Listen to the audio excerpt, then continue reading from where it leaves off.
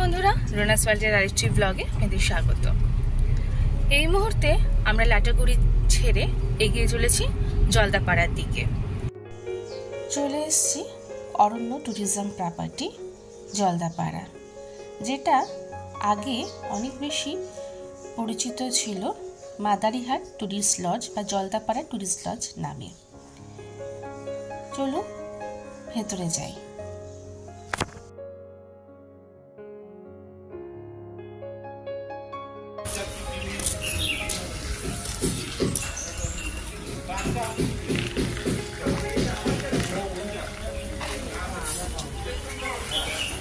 Park আছে,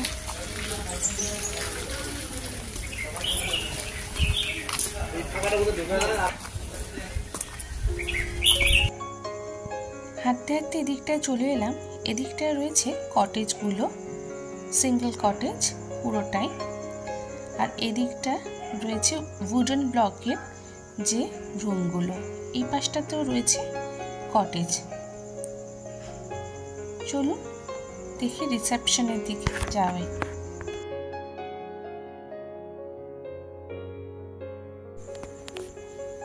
এই যে সামনে সিঁড়িটা আছে, এই সিঁড়ি দিয়ে উঠেই সামনেই পড়ছে বাঁদিকে রিসেপশন, আর পেছনে যে উডেন ব্লকের রুমগুলো দেখাচ্ছিলাম এগুলোই হচ্ছে তার সামনের দিকটা। চলুন রিসেপশনের ভেতরে যাই।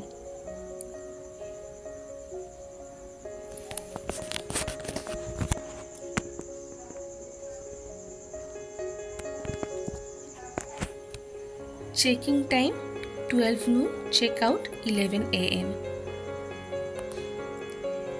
একটু ফ্রিজ করে চার্টটা দেখে নেবেন। রুমের চার্টে মানে রুম ফেয়ারটা ডিটেলসে দেওয়া রয়েছে।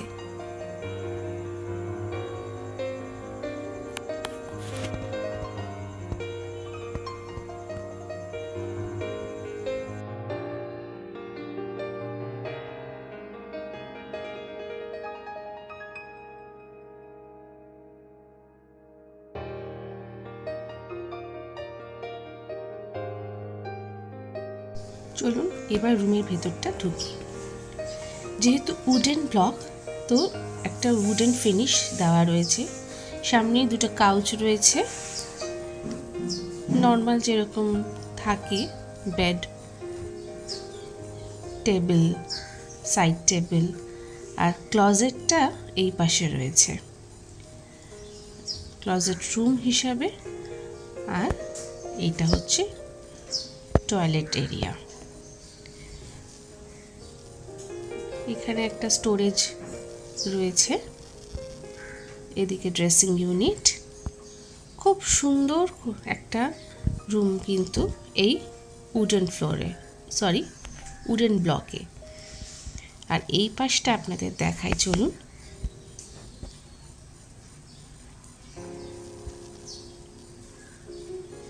এই পাশটা খুললেই এইদিকে একটা বারান্দা আছে।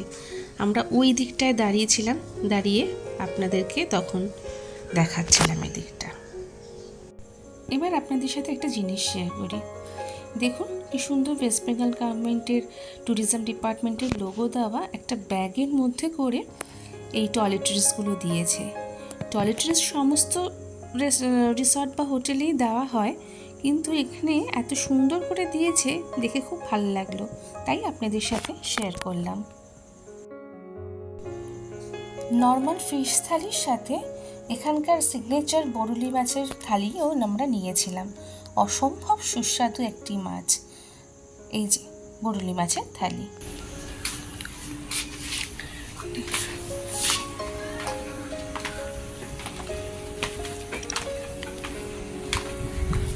পার্ক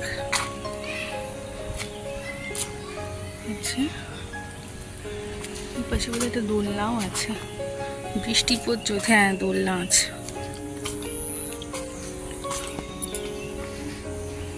আর এই যে কটেজগুলো পরপর এগুলো রুমগুলো রয়েছে, এগুলো হলো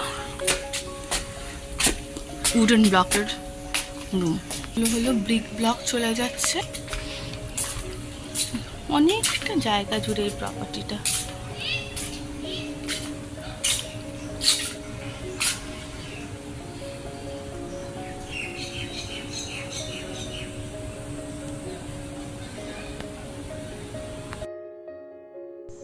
এই মুহূর্তে আমরা রয়েছি ticket counter Jaldapara national park Madarihat গেটের। আমরা যে অরণ্য ট্যুরিজম প্রপার্টিতে রয়েছি তার একদম পাশেই এই টিকিট কাউন্টারটি। আমি এখানে অনেকক্ষণ ধরে ভিডিওটাকে রেখেছি ফ্রিজ করে, একটু চার্টগুলো দেখে নেবেন যদি প্রয়োজন হয়। আপনি যদি সাফারি বুক করেন, যদি মানে ধরুন আমাদের যেরকম আগামীকাল সকালে সাফারি বুক করা আছে, তাই সন্ধ্যে 7টার মধ্যে এইখানে কাউন্টারে এসে সেটাকে কনফার্মেশন করাতে হবে। তাই আমরা চলে এসেছি এই কাউন্টারে।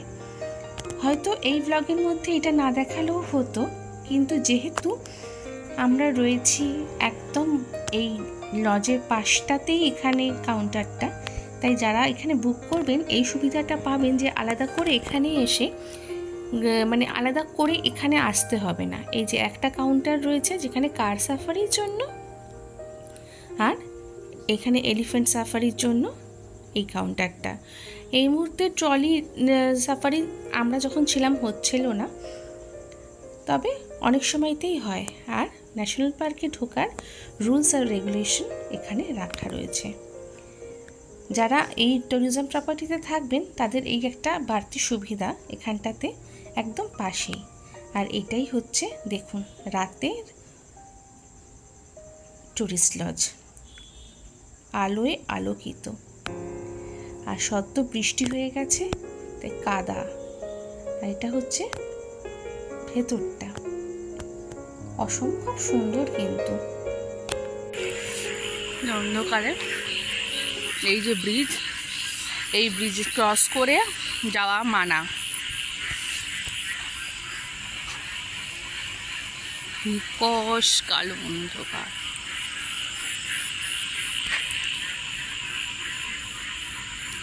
একটু খেয়াল করে আওয়াজ শুনুন। এই পাশ থেকে